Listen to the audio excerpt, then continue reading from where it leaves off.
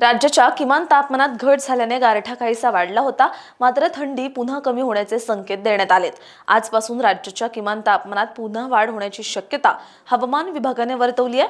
कमाल तापमानातही वाढ होत असल्याने उकाडा कायम राहण्याचा अंदाज आहे।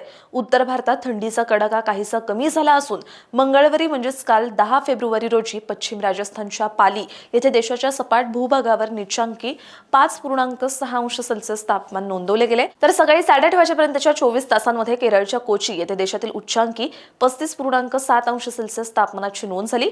मंगळवारी म्हणजेच काल 10 फेब्रुवारी रोजी धुळे येथील कृषी महाविद्यालयात राज्यातील नीचांकी 10.4 अंश सेल्सिअस तापमानाची नोंद झाली, तर मध्य महाराष्ट्रातील सोलापूर येथे राज्यातील उच्चांकी 35 अंश सेल्सिअस तापमानाची नोंद झाली।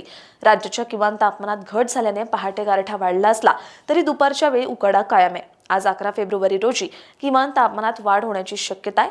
कोकण आणि गोव्याच्या किमान तापमानात वाढ अधिक असण्याचा अंदाज हवामान विभागाने वर्तवलाय।